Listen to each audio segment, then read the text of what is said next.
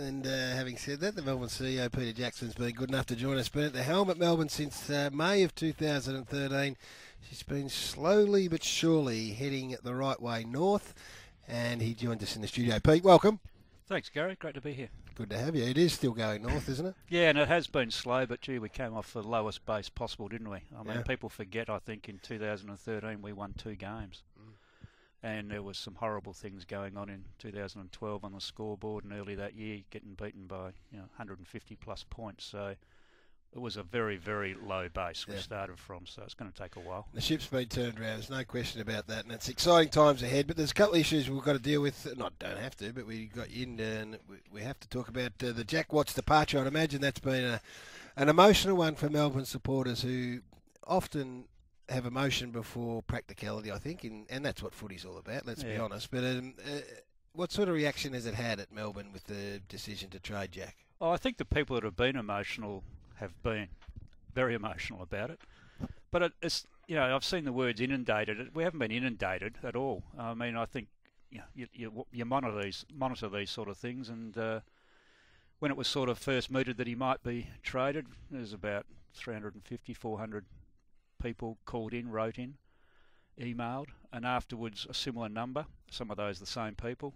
That's not a hell of a lot. I think a lot of people see where we've been as a footy club. I mean, since that time in 2013, there's been about 40 players turnover, and if you take in the end of 2012, probably 50 turnover. We've really turned this list over.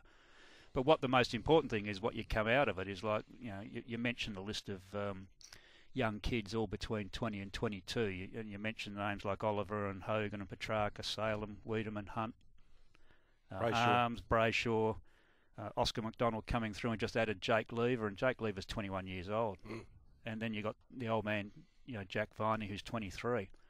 That's an outstanding young list of talent. You put on top of that a few other established players, and Jones and Tommy McDonald and other blokes we brought into the club. I think, we've turned it over, and it's come out. We've got a very, very talented list, and I think what's most important thing now is that we continue to build the environment, because we got Roosie in, then we got Simon to follow on, and the whole thing's about creating the environment for the club, standards, the behaviours, the culture, so that these young kids get the chance and want to do their very best, and they need role models around them who see footy as not just a place to go and have a few kicks with your mates, but actually get the very best out of them, because that's at the end of the day what Melbourne supporters demand. I mean, Melbourne's been awful for so long. People want success, and sometimes they've forgotten what it means to get that success. When you hear these things, and Simon Goodwin's speech, I thought was instructive. This is just my take on it, at the best and fairest, and I hear you talk about not being a place just where you want to go and have a kick and some fun. People then draw that as a criticism of Jack. That's where it goes to. That's the next leap. Is that okay?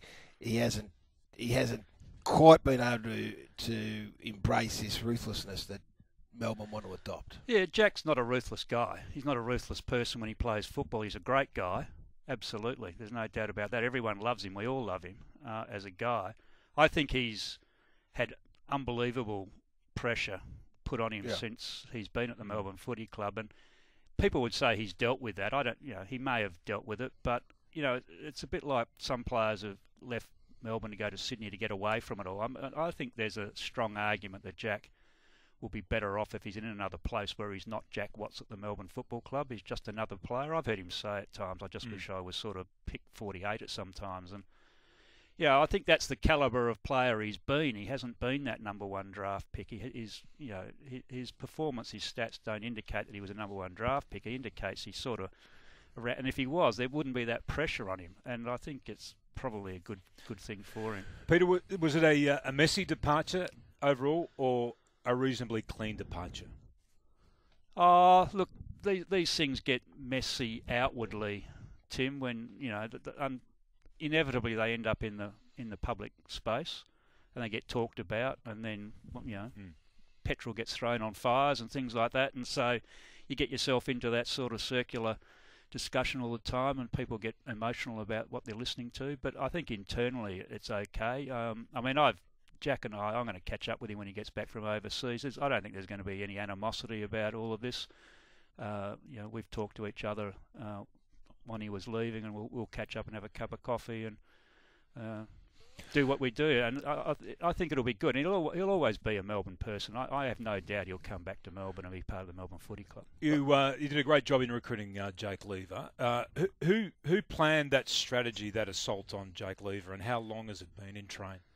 Well, our list management guys, and I just don't want to single out anyone in particular, but Josh Marnie, Todd Viney, Jason Taylor, Todd and Jason in particular, and they've got a team. They've been on Jake's case for a while, there's no doubt about that. How long? Over 12 months? Oh, they would have drafted him if they had been able to get to him in that time. Absolutely no doubt. So his name was always up on a board at Melbourne. Yeah. And you always look at kids that get drafted into state, don't you, to see if there's a go-home factor to them. So when the opportunity arose, they jumped in, and because they've had a fantastic impression of him. From the outside, it seemed reasonably seamless, the way that that has all gone down and taken place. I think it's been very professional. Some people complained about, we over paid for him. I don't see that way at all. I mean, I don't know if people understand all the point systems that get related to each draft pick, but if you take all the points allocated to all the picks that were involved in that trade, including what we gave away and what we got back, it equates to pick 5 in the draft. Now, trust me on that if you're listening. But that's pick 5 for Jake Lever. We would think, in our mind, is a damn good deal. If we got him this year as a 21-year-old future leader of pick 5, we'd snap him up in a heartbeat. So that's how we see the deal. We think it's going to let Tommy go forward and put him down the back, and so we think it strengthens both ends of our ground as well. I just want to quickly backchat the Jack Watts one. As you talk about what you pay for them, pick 31, there's some question about whether that wasn't enough. I do hear that. I can handle that as a Melbourne supporter. The bit that I struggled with was that we're going to pay some of the wage. Can you but it's not a lot. It's how much? Over the total 2 years of his remaining contract, about 15%. So it's not as if you're paying half of his salary to move him on. That's not happening, and it's had nothing to do with the Jake Lever deal. We could have stood in the TPP next year with both guys at the club. So would it not have got done if he didn't agree to do that? I think so. It wouldn't have. Yeah, that's right. I mean, when you talk about market value, there's two things to look at: the stats, the performance over 9 years, best and fairest, where he finished, all those sorts of things. And you can't actually say he's a first-round draft pick anymore. It just doesn't measure up. So the second thing that creates the value is what are people prepared to offer you. Well, the only football club that actually spoke to us about a deal in any real terms was Port Adelaide. Geelong, which says something, I think. Yeah, and Geelong made an inquiry, but they didn't take it any further. And the offer, as I understand it, that they were mooting, we would have been crucified by Melbourne supporters if we had have accepted that. So there was one club making one offer at the end of the day, and as you say, I think that does say something. All right, that's enough on Jack. We won't make this all about Jack. Round 1. Have you got an idea of where you're going to be in round 1 and who you're playing? Off the SMS, people want us to play Essendon. Us want Melbourne to play Essendon. There's Collingwood, I think, also has been floated. I'm hopeful it's a home game, and I'm hopeful it's against a Victorian club. Right. And that's all I know to be hopeful about. Well, the Collingwood Queen's Birthday game is a home game for Melbourne. Yeah, so it won't be Collingwood then. That's the indication I'm getting. So if it's a Victorian club, I don't know which one it is, but that's what I'm hearing.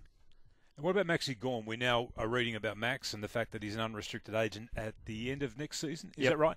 Has negotiations begun already on recontracting him? Yeah, we've been talking to Max through that this year. Yeah. I think he's... How far down the track are you?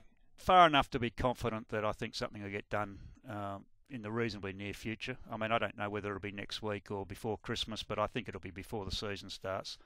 And I think Max is pretty committed to the club and sees the opportunity that's coming. I don't think there'll be a problem there. Will that be a long-term deal, do you think? Like, it seems to me now like players like Max Gawn are on contracts, 4 or 5 year deals. Are you expecting a 4 or 5 year deal? I think if you take it, because he is contracted for 2018, so if you take that into account, I think it'll go out to sort of 4 years in total. And that's probably about right. Will that make him close to the highest paid player at Melbourne when that's completed, do you think? I would think he'd be up in the top echelon, yeah. And then the next priority, is it a Petrarca? Well, they're all priorities. When you read out some are more priority than others. Yeah, but when you read out that that list I called before. I mean, there's a lot of young kids in there as they start to develop. I mean, Clayton Oliver had an amazing breakout year this year. Don't mention that name. And I mean, that's an insight into the quality of our list management, and Melbourne supporters ought to remember that from time to time. I mean, no one knew who Clayton Oliver was a week before the draft, and even when we drafted him, someone said, why did they go after him? Well, these guys recognise the talent. The same guys that have been following Jake Lever recognise the talent of Clayton Oliver, and he had a breakout year, and it's been outstanding. So, I mean, they'll all be priorities at the end of the day, Gary, but our long-term list management strategy says we can make it all work. And I think the other important thing is building a strong team.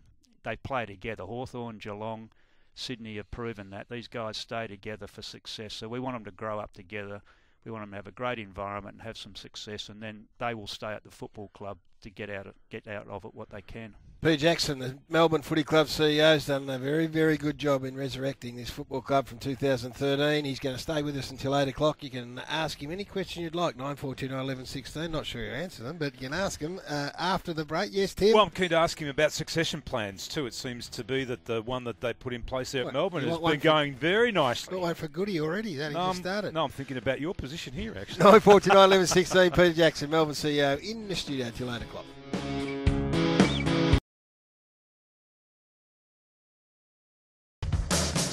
For Melbourne Airport parking, book early online. It's cheaper than you think. And Self-Wealth. Trade the ASX no matter what size the trade for just $9.50 per trade. On 1116 SEN, Melbourne's home of footy. Breakfast with Gary Lyon and Tim Watson. Melbourne CEO Peter Jackson's with us. A lot of love for Pete coming through here, and one of the questions they're asking is how long are you committed to the Melbourne Footy Club for? I got a contract till 31st of October 2018, so that's all good. In my own mind, I've always wanted, if we can do it, to find a succession plan. I hope we can, because I think the Melbourne Footy Club needs a strong era of stability and not too many changes. And if we can get that streamlining going through CEO level, I think that'd be a good thing. You're a strong supporter of the succession plan, though, too. Like, not just in that area. Obviously, you had Paul Roos and you identified Simon Goodwin, and I mean that transition seems to. I said seamless before about the recruitment of Jake Lever, but that transition seems to have been seamless too.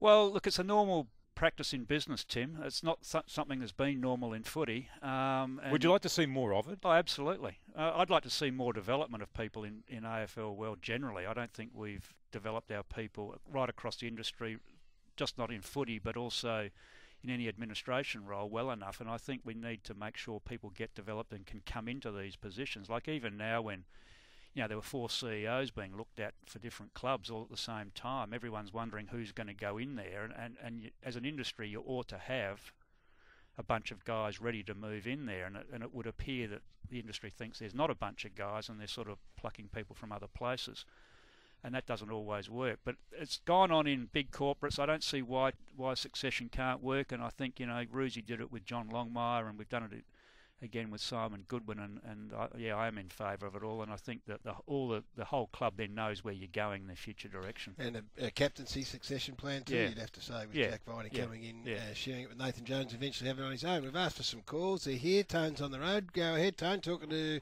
Peter Jackson.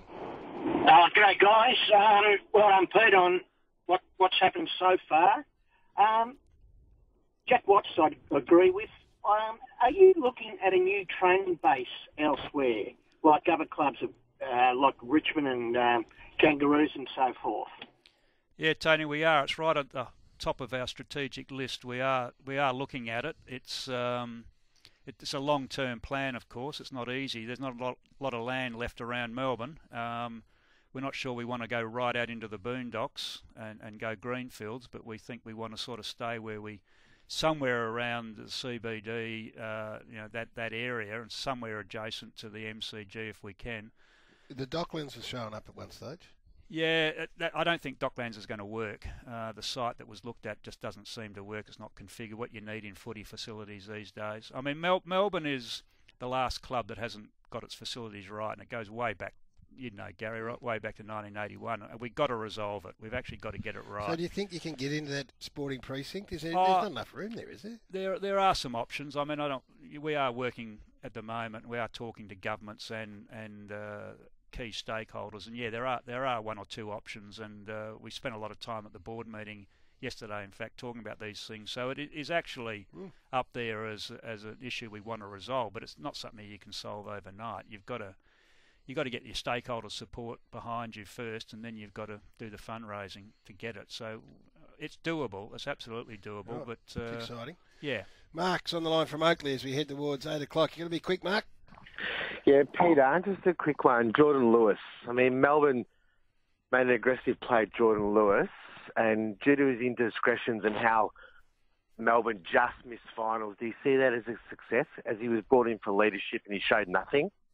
Oh, he didn't show nothing, Mark. That's a bit tough. I mean, he finished equal third in our best and fairest, and leadership goes on in the locker room and behind the scenes as well as out on the field. Yeah, he had an indiscretion, and he's disappointed about that, as he would be. But you know, over the longer journey, Mark, Melbourne needs to be tough and needs to be strong. So I mean, we need to bring guys into the club like that who can actually show our younger fellas that we're trying to develop what it takes to be an AFL player, the sort of environment, how you train, the standards and behaviours. And Jordan's been fantastic, as was Daniel Cross. We brought him in a few years back because he actually knew what it took to be an AFL player. And I know when I got there in the middle of 2013, there were guys that just don't know what it took to be successful at the AFL level because they didn't have those sort of blokes in the locker room teaching them. So we're doing that, and he's been fantastic. Running out of time, unfortunately. Pete, great of you to come in quickly. Finals non-negotiable in 2018. Oh, you can never say non-negotiable in footy because you never know what's going to go on Mark, during the year. I mean, don't. Never. We strongly aspire to play finals next year as part of that upwards growth curve you talked about before, Gary. So yeah, we would hope to play finals, but it's never non-negotiable in this game. Good luck. The footy club's in good hands. We appreciate it. Peter Jackson there, the Melbourne CEO. A break for the 8 o'clock news. Andy Marr up for the next hour, and Andrew Gay's going to join us, coach of the under-siege Sydney Kings.